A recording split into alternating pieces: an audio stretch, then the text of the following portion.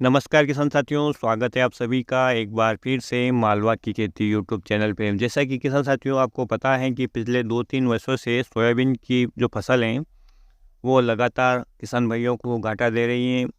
उसका उत्पादन कम हो रहा है, तरह-तरह के रोगों का आक्रमण हो रहा है। साथ ही जो सोयाबीन के बाज़ार भाव है वो भी कम बने हुए हैं, जिससे किसान भाइयों को काफ़ी नुकसान हो रहा है।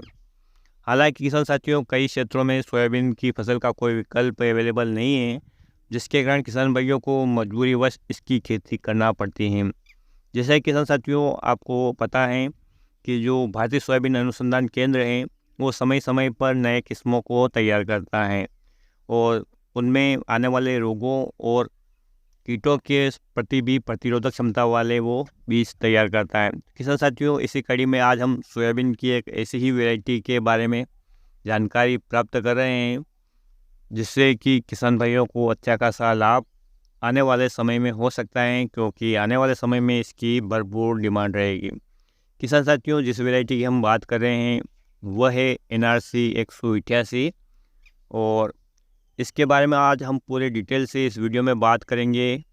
इसकी पूरी जानकारी लेंगे कि यह किसान भाइयों ने के लिए कितनी लाभदायक रहेगी, यह किस प्रपोज यानी वेजिटेबल प्रपोज की किस्म है, इससे किसानों को क्या फ़ायदा होगा, इस NRC 188 सोयाबीन की क्या विशेषताएं हैं, इसकी पैदावार कितनी होगी, इसके पकने की अवधि यानी इसकी औसत उम्र क्या है, इसकी पहचान क्या है, ये किन क्षेत्रों के लिए अधिसूचित की गई हैं, इसका बीज कहाँ मिलेगा, इसका बीज दर एवं बुआई का तरीका क्या होगा, इसके लिए खेत कैसे तैयार करना पड़ेगा, इसे बोने का उचित समय क्या है। तमाम सवालों के जवाब आज हम इस वीडियो में पूरे डिटेल से जानेंगे, तो पूरी जानकारी के लिए आप वीडियो को आखिरी तक ज़रूर देखिएगा। किसान साथियों जैसा कि आप जानते हैं कि सोयाबीन की सामान्य किस्में गंध युक्त होती है, जिसके कारण सोयाबीन की लगभग सभी किस्में खाने के लिए उपयुक्त नहीं रहती हैं। कृषि वैज्ञानिक अब सोयाबीन की ऐसी किस्में तैयार करने में लगे हुए हैं जो खाने के लिए उपयुक्त हो, अर्थात गंध युक्त मुक्त हो। भारतीय कृषि अनुसंधान केंद्र इंदौर सोयाबीन की ऐसी किस्म को तैयार किया है कृषि वैज्ञानिकों द्वारा, जिसका नाम है NRC 188, यानी यह एक वेजिटेबल सोयाबीन है और इसका प्रयोग खाने के लिए किया जाएगा। सोयाबीन की यह वैरायटी गंध मुक्त है।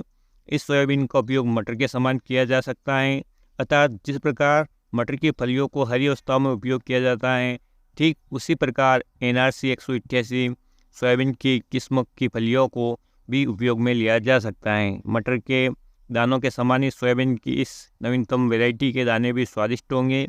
इस वैरायटी की फलियों के दाने को सब्जी बनाने में आसानी से उपयोग किया जा सकता है। अब बात करते हैं किसान साथियों इसकी विशेषताएं की, तो सोयाबीन की इस वैरायटी का जो दाना है अन्य किस्मों के दानों की अपेक्षा थोड़ा बड़ा होता है। इस वैरायटी का दाना खाने में मीठा होता है और इसमें प्रोटीन की मात्रा मटर की दानों की तुलना में 4 गुना अधिक होती है। कृषि वैज्ञानिकों ने अपने रिसर्च के बाद पाया है कि मटर की तुलना में सोयाबीन की इस वैरायटी के दाना सेहत के लिए अधिक फायदेमंद रहेंगे। खास बात यह है कि खरीफ सीजन में जब मटर आना बंद हो जाता है, उस समय यह सोयाबीन की वैरायटी सब्जी के लिए उपलब्ध हो सकेगी। अब बात करते हैं किसान साथियों की NRC 188 की पैदावार कितनी होगी। सोयाबीन की यह नवीनतम वैरायटी किसानों के लिए बड़ा फायदेमंद साबित हो सकती है। NRC 188 की पैदावार की बात की जाए तो हरी फली का उत्पादन 1 हेक्टेयर में 40 से 45 क्विंटल तक रहेगा। पूर्ण रूप से पकने के पश्चात इसका उत्पादन सोयाबीन की अन्य किस्म के अनुसार ही होता है।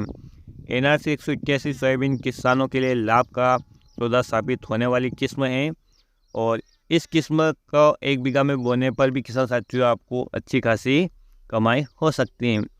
कृषि वैज्ञानिकों के मुताबिक इस किस्म का उत्पादन 1 हेक्टेयर में 40 से 45 क्विंटल होगा, जो कि हरी फलियों का उत्पादन होगा। इस सोयाबीन की जो ताज़ा फलियां हैं, यदि वो 40 से 50 रुपये प्रति किलो बिकती हैं, तो किसान को 1 हेक्टेयर में 1.5 लाख तक की कमाई हो सकती है। इसके पश्चात पूर्ण रूप से जो सोयाबीन पकने पर भी अन्य सोयाबीन के अनुसार इसको बेच सकता है। किसान साथियों अन्य वैरायटियों के समान पकने के बाद इसका दाना भी पीला ही रहेगा। अब बात कर लें किसान साथियों की इसकी जो औसत उम्र यानी ये कितने दिन की फसल हैं, तो जो NRC 181 किस्म की जो फलियां हैं वो 75 दिन की अवस्था में पक जाती हैं, यानी वो तुड़ाई के लायक हो जाती हैं। इस अवधि में किसान इस वैरायटी की फलियों को तोड़ सकते हैं और इस समय इसमें दाना ठोस हो जाता है, लेकिन वो पीला नहीं पड़ता है, जिससे कि फलियां मीठी लगती हैं। खास बात यह है कि सोयाबीन की इस वैरायटी की फलियां मटर की फलियों के समान ही रहेगी और पकने के बाद आम सोयाबीन की तरह हो जाती है। सोयाबीन की इस वैरायटी का दाना पीला ही होता है और इसे पकने के बाद थ्रेशिंग करके किसान भाई इसे मंडियों में भी बेच सकते हैं। अब बात कर लेते हैं किसान साथियों इसकी पहचान की दिखने में कैसी होगी यह NRC 181 सोयाबीन। तो NRC 181 सोयाबीन की जो वैरायटी का जो फूल है वो बैंगनी रंग का ही होता है। फलियाँ रोएदार बिल्कुल नहीं होती हैं, एकदम चिकनी होती हैं, जैसे 335 में और JS 5560 में हल्के रोए रहते हैं। इस वैरायटी में ऐसे रोए भी नहीं होते हैं। फलियाँ मटर की फलियों के समान होती हैं और इस वैरायटी का जो दाना होता है किसान साथियों अन्य वैरायटियों से मोटा होता है। अब बात कर लेते हैं कि क्षेत्रों के लिए इसे अधिसूचित किया गया है। तो किसान साथियों कृषि वैज्ञानिकों ने इसे मध्य क्षेत्र के लिए अनुशंसित किया है, यानी मध्य क्षेत्र में मध्य प्रदेश, राजस्थान और गुजरात आता है, वहीं महाराष्ट्र का मराठवाड़ा और विदर्भ क्षेत्र आता है और उत्तर प्रदेश का बुंदेलखंड क्षेत्र आता है। यानी इन क्षेत्रों में आप इस वैरायटी को आसानी से लगा सकते हैं। अब बात कर लेते हैं इसका बीज आपको कहाँ अवेलेबल होगा। तो प्राप्त जानकारी के अनुसार किसान साथियों इसका बीज आपको सोयाबीन अनुसंधान केंद्र से उपलब्ध होगा और आप अन्य प्राइवेट कंपनियों से भी यह बीज ले सकते हैं। बीज दर की और बुआई की बात करें किसान साथियों तो आप इसे अन्य किस्मों की तरह ही बुआई कर सकते हैं। बीज दर की बात करें किसान साथियों तो इसका दाना जो थोड़ा बड़ा होता है, इसलिए आपको इसके बीज की थोड़ी आवश्यकता अधिक होती है। बात करें तरीके की तो कतारों की दूरी किसान साथियों 30 से 45 सेंटीमीटर और जो आप गहराई की बात करें तो इसको 2.5 से 3 सेंटीमीटर तक गहरा बो सकते हैं।